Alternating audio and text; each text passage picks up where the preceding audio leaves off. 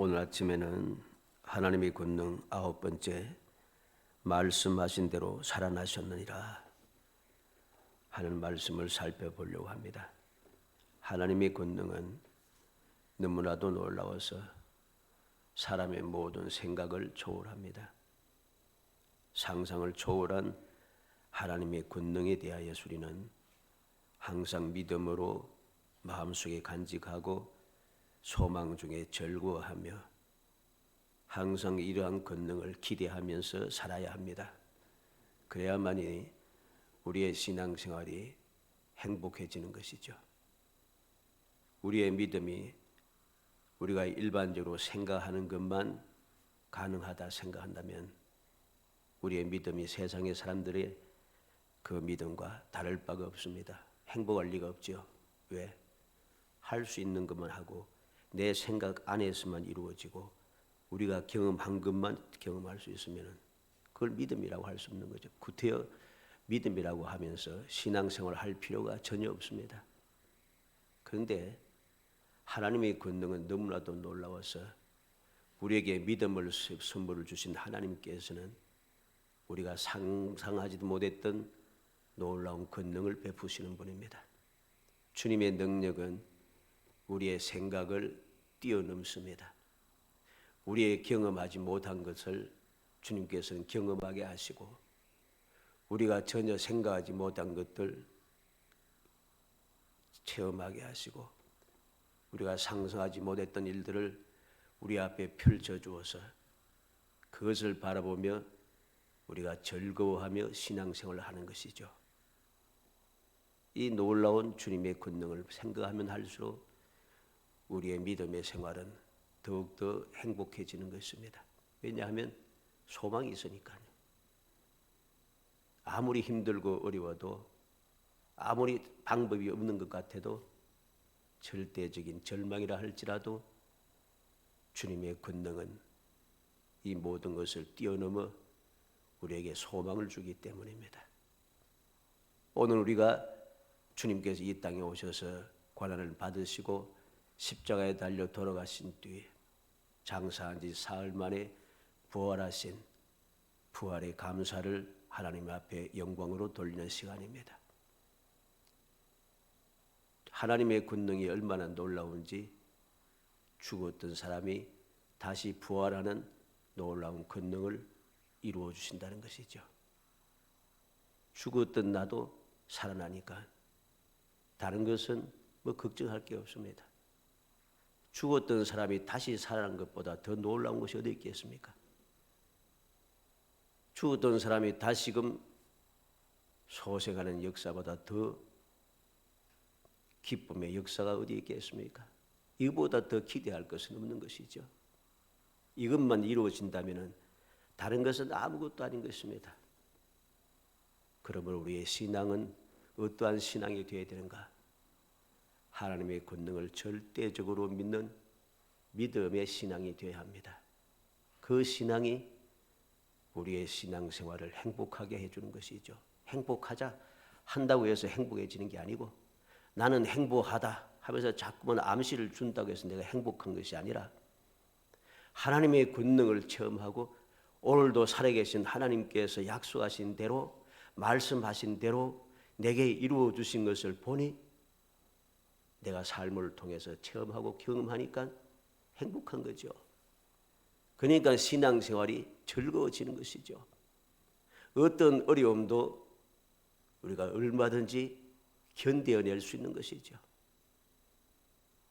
이 시간에 주님의 부활이 대하여서 우리가 하나님 앞에 감사하고 또 성찬식을 하면서 그냥 1년에 한두 번 하는 그런 지나가는 관례로 지나가는 것이 아니라 날마다 새로운 마음, 주님의 그 놀라운 은혜, 놀라운 능력, 변함없는 소망, 영원한 약속 이것을 마음에 새기고 날마다 감사하고 감격하는 그래서 여러분들이 이 세상에 살아가는 삶이 세상 사람과는 달리 행복이 끊임없이 샘솟아나는 복된 성도이 되시기를 주의 이름으로 축복합니다.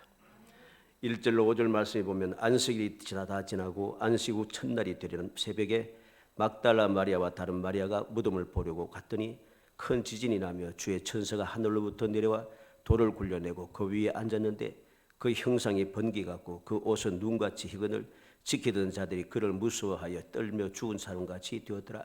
천사가 여자들에게 말하여 이르되 너희는 무서워하지 말라. 십자가에 못 박으신 예수를 너희가 찾는 줄을 내가 아노라. 안식일이 지나고 안식 후 첫날이 되는 새벽에 여인들이 무덤을 보려고 갔습니다.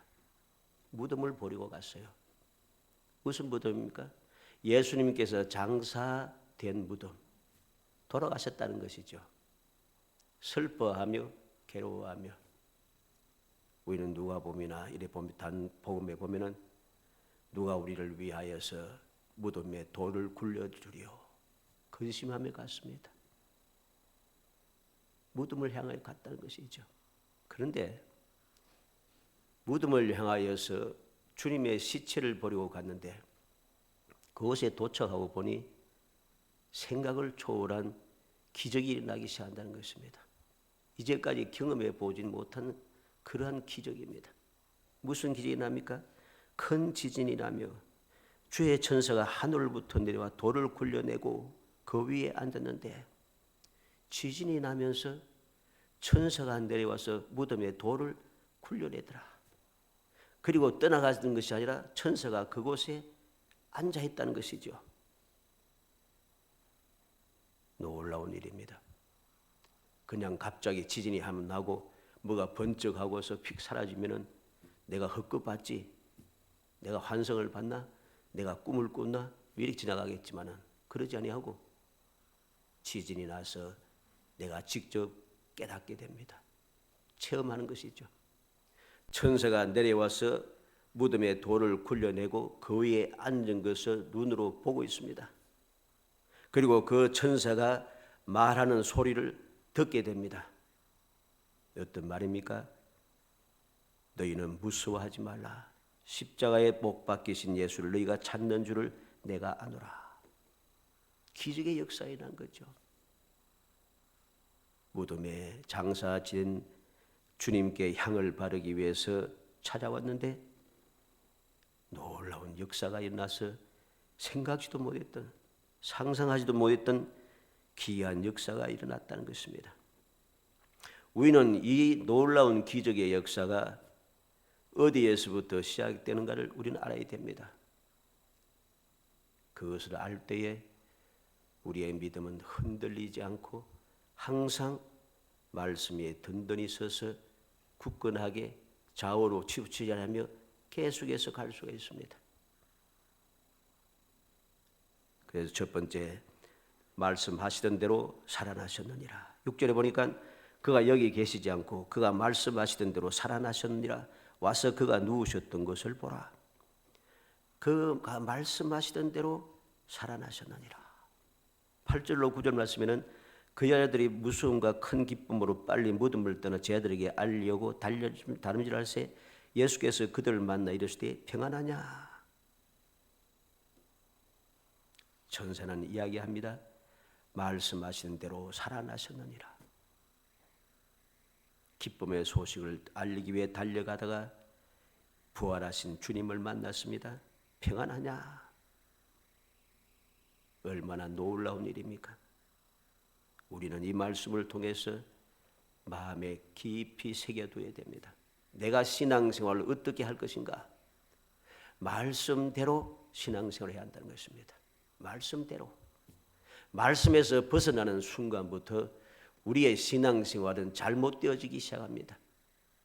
말씀에서 벗어나는 순간부터 사람의 이야기를 듣고 세상의 이야기를 듣고 세상의 방법대로 해가는 순간부터 우리의 믿음은 사라지고 우리의 믿음에는 능력이 없어지고 소망도 없어지고 행복도 사라집니다.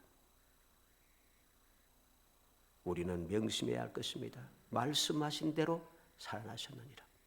말씀하신 대로 부활하신 주님께서 오셔서 평안하냐 묻고 계십니다. 하나님께서는 무턱대고 믿으라고 하시지 않습니다. 증거를 보여주시고 말씀하시고 믿게 하신다는 것입니다.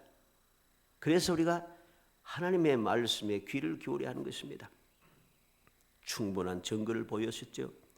마가복음 5장 41절로 42절에 그 아이의 손을 잡고 이르시되 달리 있다고 하시니 번역하면 곧 내가 내게 말하노니 소녀야 일어나라 하심이라. 소녀가 곧 일어나서 걸으니 나이가 12살이라. 사람들이 곧 크게 놀라거늘 회당장 야이로의 죽었던 딸이 12살 먹었던 딸이 주님의 말씀 달리 있다고 하시는 말씀을 듣고 죽었던 아이가 살아납니다.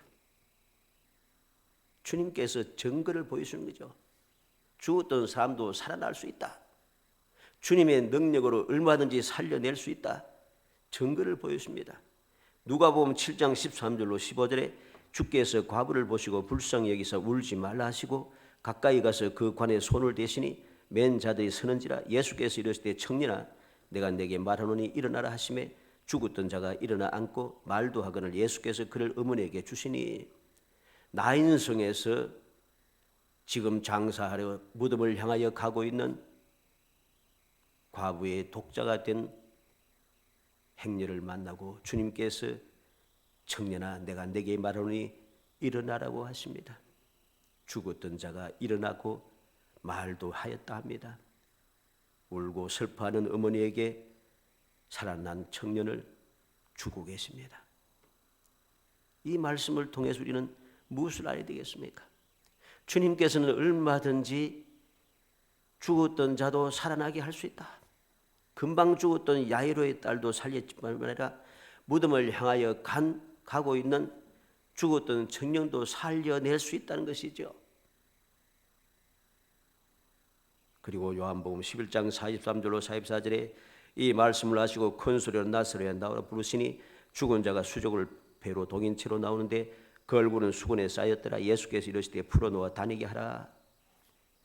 죽은 지 나흘이 되어 장사한 지 나흘이 되어 냄새가 나는 나사로를 다시금 살려내셨습니다. 우리는 알아야 됩니다. 금방 죽었던 아이도 살려내고 장사 지내러 가던 청년도 살려냈지만은 죽은 지 나흘이 되어서 장사한 지 나흘이 되어서 냄새가 나는 나사로도 살려내신다는 것이죠.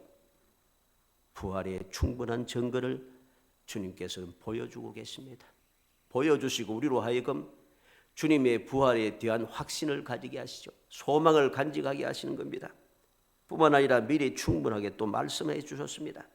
마태복음 16장 21절에 이때로부터 예수 그리스도께서 자기가 예루살렘에 올라가 장로들과 대제사장들과 서기관들에게 많은 권한을 받고 죽임을 당하고 제3일에 살아나야 할 것을 자들에게 비로소 나타내시니. 첫 번째 부활에 대해서 말씀합니다. 첫 번째. 두 번째는 마태복음 17장 23절에 죽임을 당하고 제3일에 살아나리라 하시니 제 아들이 매우 근심하더라. 세 번째는 마태복음 20장 19절에 이방인들에게 넘겨주어 그를 조롱하며 책질하며 십자가에 못 박게 할 것이나 제3일에 살아나리라. 주님께서는 앞서 세 가지 모양으로 세 가지 상황에서 부활하시는 능력을 충분한 증거를 보여주시고 그 다음에 충분한 증거를 보여주신 다음에 충분하게 또 설명해 주십니다. 내가 어떻게 고난받고 어떻게 죽고 어떻게 살아날 것인가 말씀해 주시는 거죠. 한 번 하고 잊어버리지 않도록 하기 위해서 제3 계속해서 말씀해서 잊어버리지 않도록 깨우쳐 주고 계십니다. 두 번째로 생각하는 것은 갈릴리에서 보리라. 갈릴리에서 보리라. 7절에 보니까 또 빨리 가서 그의 제자들에게 이르되 그가 죽은 자 가운데서 살아나셨고 너희보다 먼저 갈릴리로 가시나니 거기서 너희가 배우리라 하라.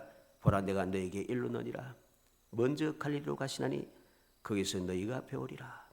10절에 보면 이에 예수께서 이르시되 무서워하지 말라. 가서 내 형제들에게 갈릴리로 가라 하라. 거기서 나를 보리라. 7절에는 천사가 이야기합니다. 죽은 자 가운데 살아나셨고 갈릴리로 가시나니 거기서 너희가 배우리라.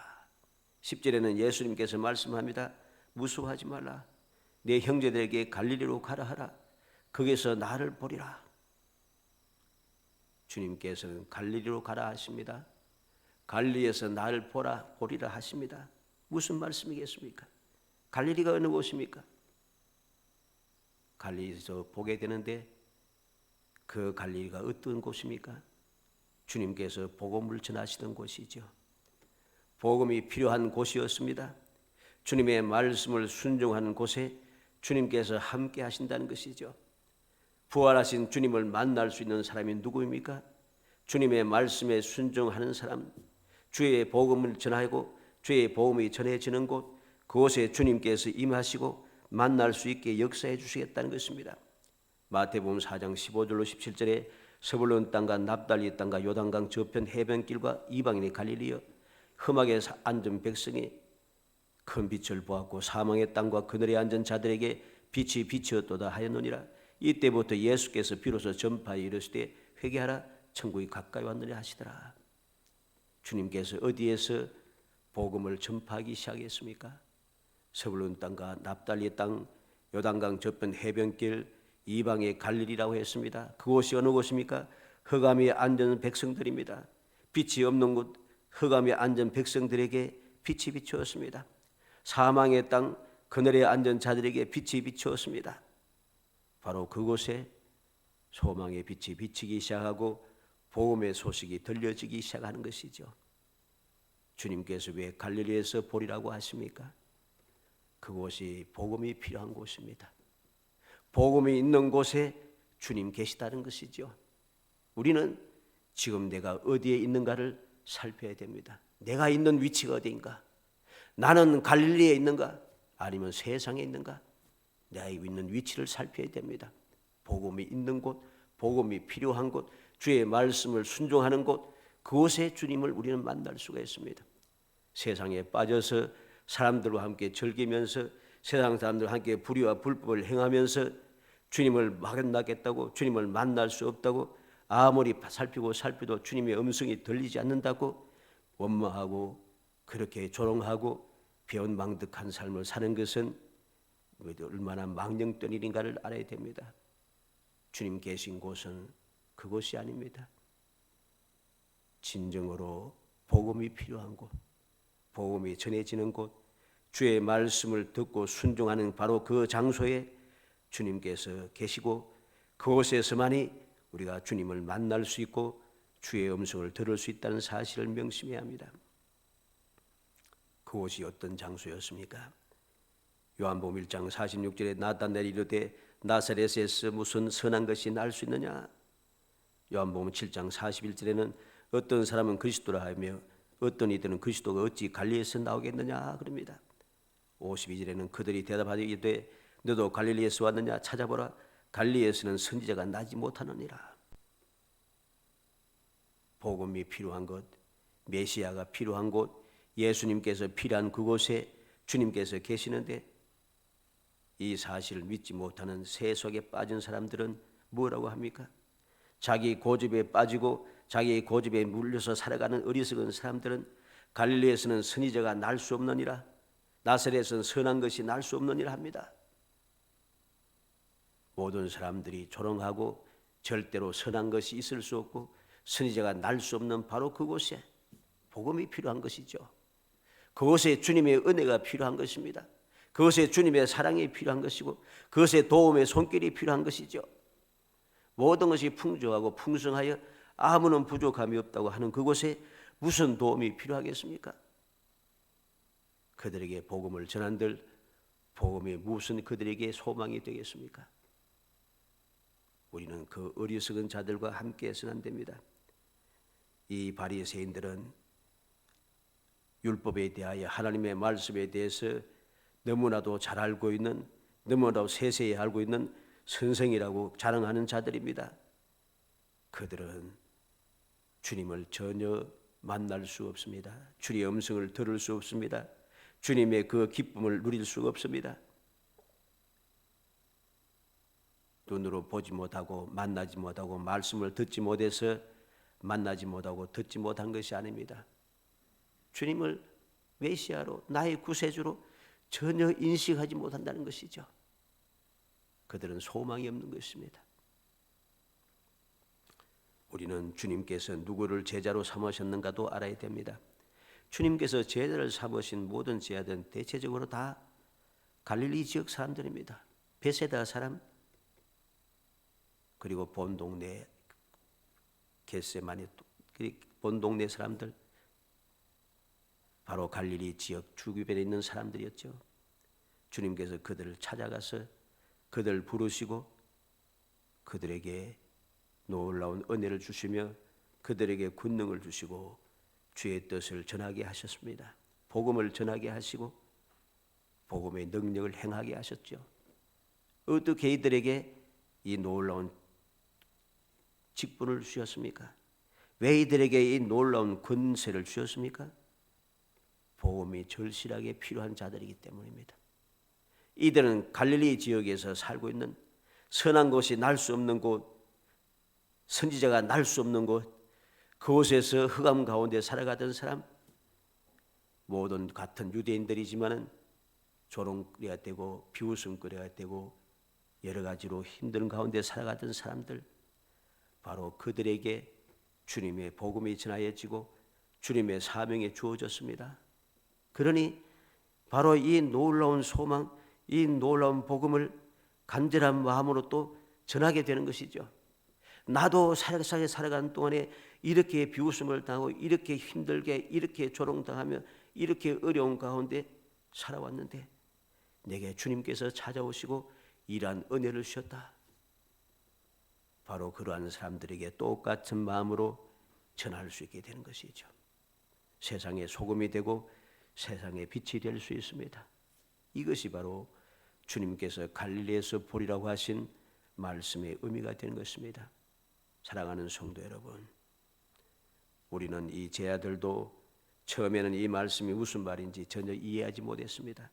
마가복음 9장 9절로 10절에 보면 그들이 산에서 내려올 때에 예수께서 경고하시되 인자가 죽은 자 가운데서 살아날 때까지는 본 것을 아무에게도 이르지 말라 하시니 그들이 이 말씀을 마음에 두며 서로 문의하되 죽은 자 가운데서 살아난 것이 무엇일까? 변화산상에서 예수님께서 변화되시고 모세와 엘리야와 더불어 말씀하셨습니다. 그 모든 체험을 마친 후에 산에서 내려옵니다. 내려올 때에 예수님께서 죽은 자 가운데 살아나기 때까지는 본 것을 전하지 말라 하십니다. 제 아들이 뭐랍니까? 죽은 자 가운데서 살아나는 것이 무엇일까? 이해하지 못했어요. 죽은 자 가운데서 다시 살아나는 것이 무엇인가 이해가 안 돼요. 그런데 이해하지 못했던 그들이 부활하신 주님을 다시 만나게 됨으로써 깨닫게 됩니다. 깨달을 뿐만 아니라 굳게 믿게 됩니다. 굳게 믿을 뿐만 아니라 목숨을 걸게 됩니다. 이때부터 이들의 사명은 시작되고 이들의 그 놀라운 능력은 시작이 되는 것이죠. 사도행전 9장 40절에 베드로가 사람을 다 내보내고 무릎을 꿇고 기도하고 돌이켜 시체를 향하여 이르되 다비다에 일어나라 하니 그가 눈을 떠 베드로를 보고 일어났는지라. 요바에서 죽었던 다비야 또는 도로가를 예수의 이름으로 다시 살리는 것을 보게 됩니다. 이전에는 죽었던 자가 살아난 것이 무엇일까 이해도 못했던 베드로가 이제는 너무나도 깨닫고 확실하게 주의 말씀대로 그는 죽었던 자를 다시 살려내는 능력을 행할 수 있게 되었다는 것입니다. 사도행전 17장 3절에 뜻을 풀어 그리스도가 해를 받고 죽은 자 가운데서 다시 살아나야 할 것을 정언하고 이르되 내가 너에게 전하는 이 예수가 곧 그리스도라. 누가 한 소리입니까? 바울 사도가 한 이야기입니다.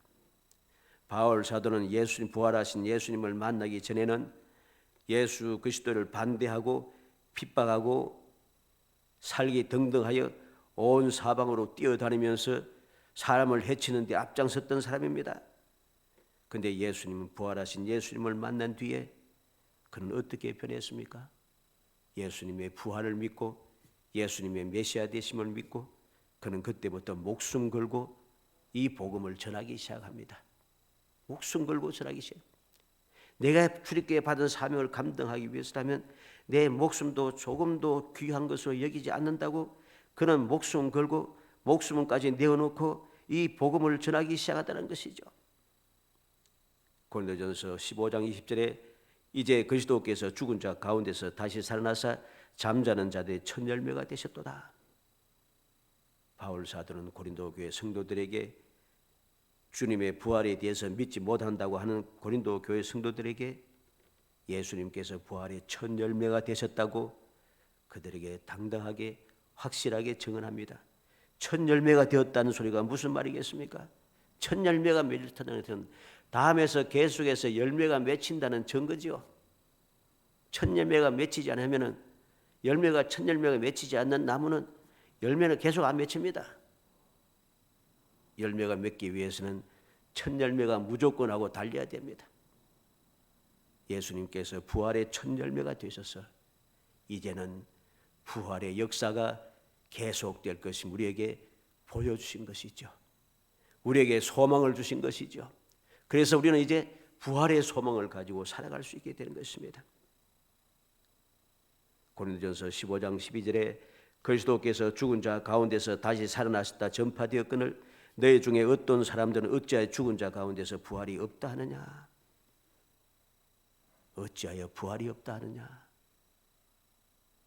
말씀대로 주님 부활하셨고 말씀대로 부활하신 주님께서 친히 찾아오셨고 말씀하여 주시고 깨우쳐 주시며 우리에게 그 놀라운 경험을 하게 하셨는데 어찌하여 부활이 없다 하느냐? 사람들은 좀 이상합니다.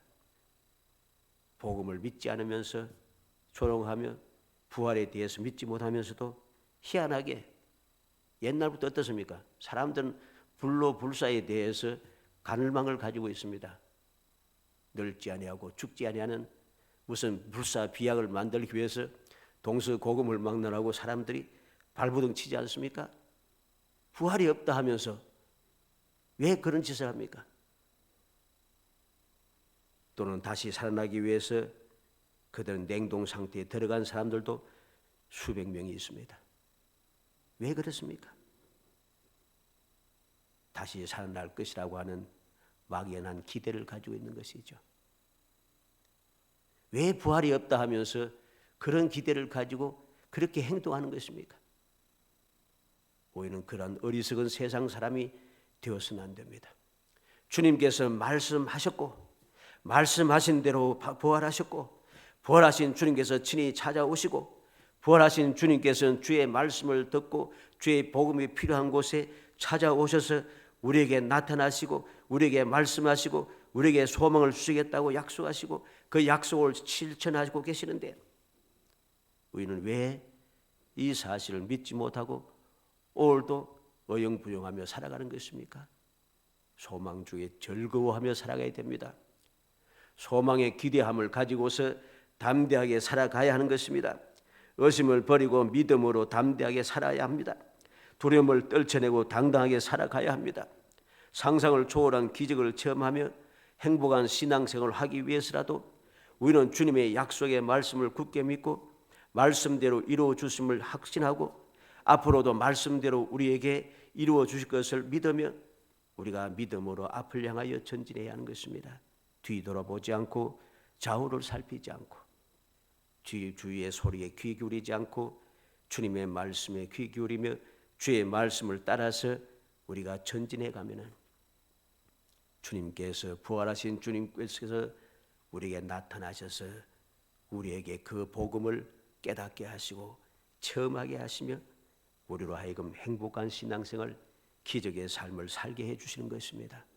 간절히 소원하기는 우리 모든 성도들이 부활하신 주님을 굳게 믿고 주님의 말씀을 마음에 새기고 주님께서 명령하신 바에 순종하여서 부활하신 주님의 그 놀라운 기적을 체험하며 놀라운 능력을 누리면서 세상 사람들에게 이 능력을 보여주면서 당당하게 살아가는 행복한 성도이 되시기를 주 이름으로 축복합니다. 은혜 감사합니다. 사랑하여 주셔서 택하여 주시고 택한 저희들을 하여금 주님의 그 소망을 간직하게 하시고 믿음으로 나아가게 하셔서 언제든지 주님을 만날 수 있게 하시고 주의 음성을 듣게 하시며 기적의 삶을 살 수 있게 하시고 행복한 삶을 누리게 하심을 감사합니다. 그 은혜 감사히 아침에도 나와 머리 숙여 싸우니 모든 성도들 기억하여 주옵소서.